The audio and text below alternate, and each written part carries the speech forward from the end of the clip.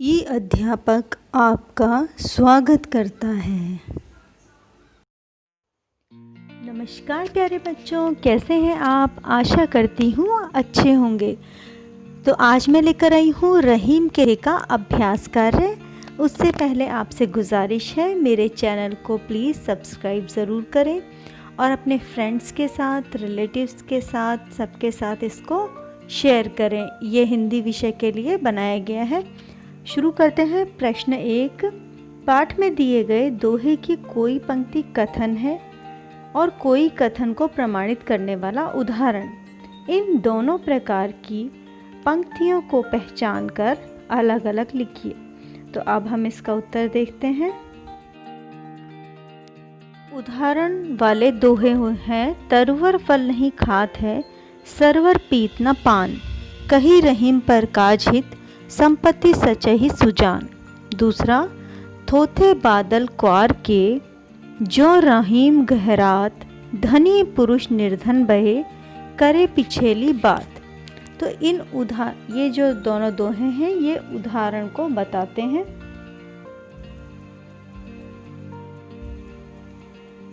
अगला है, धरती की सी रीत है, सीत गाम ओम में है, जैसी परे सो सही रहे, त्यों रहीम यह देह।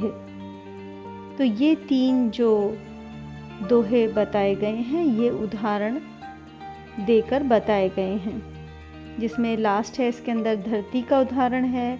सेकंड है, इसके अंदर क्वार के जो बादल हैं उनका उदाहरण है। और जो फर्स्ट है, उसके अंदर धनी व्यक्ति का, पेड़ का और सरोवर का उदाहरण दिया गया है। और इन उदाहरणों के द्वारा रहीमदास जी ने अपने बातों को सिद्ध किया है।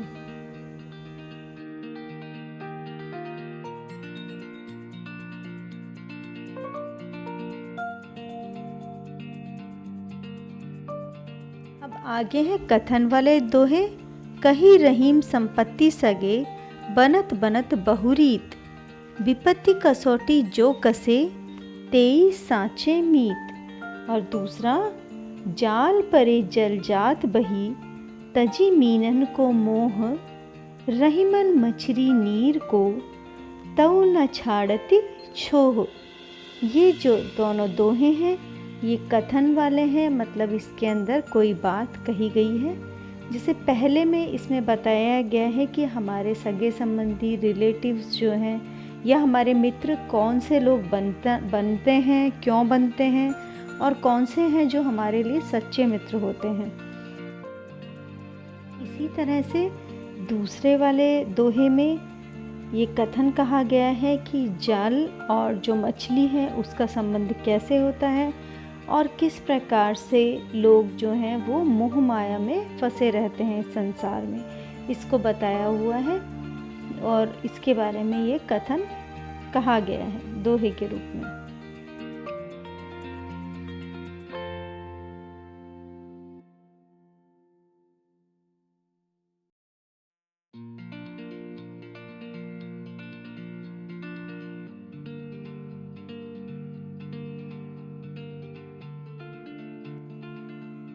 अब दूसरा प्रश्न है, रहीम ने क्वार के मास में गरजने वाले बादलों की तुलना ऐसे निर्धन व्यक्तियों से क्यों की है जो पहले कभी धनी थे और बीती बातों को बताकर दूसरों को प्रभावित करना चाहते हैं। दोहे के आधार पर आप सावन के बरसने और गरजने वाले बादलों के विषय में क्या कहना चाहेंगे?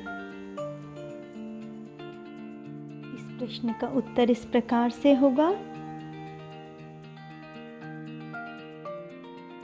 क्वार के मास में जो बादल आसमान में होते हैं वे सक्रिय नहीं होते, अर्थात केवल गरज कर ही रह जाते हैं, बरसते नहीं हैं।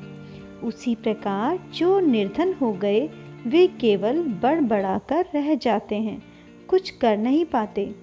इसीलिए कवि ने दोनों में समानता दिखाई है। अब दोहे से आगे हम करेंगे प्रश्न 1।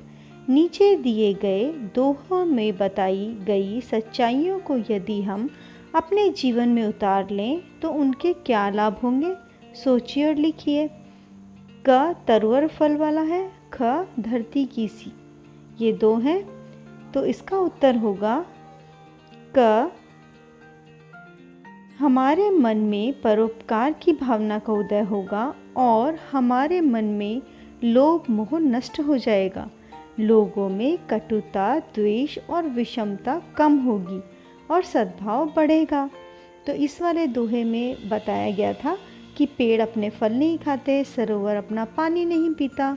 उसी तरह से जो व्यक्ति धनवान होते हैं या किसी भी तरह से साधनों का संचय करते हैं, वो दूसरों के परोपकार के लिए करते हैं।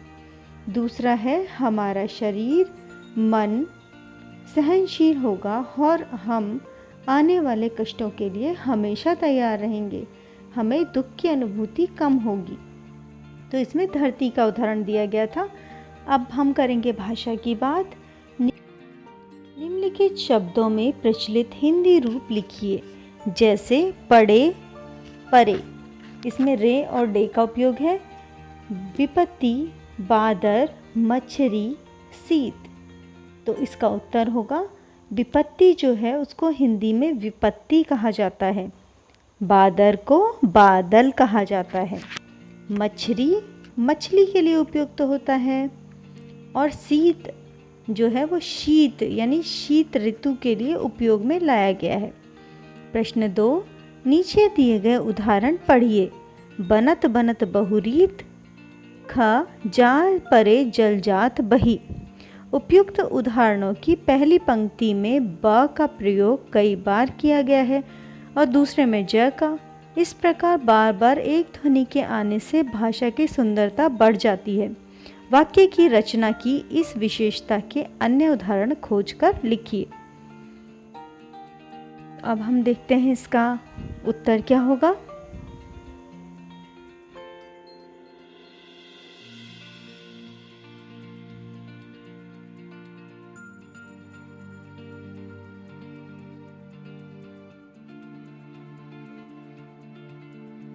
उत्तर है, चारु चंद्र की चंचल किरणें। यहाँ च की आवृत्ति बार बार हुई है। और दूसरा उदाहरण है, रघुपति राघव राजा राम। ये एक प्रसिद्ध लाइन है। इसके अंदर र वर्ण की आवृत्ति बार बार हुई है, मतलब ये वर्ण बार बार उपयोग में लाया गया है।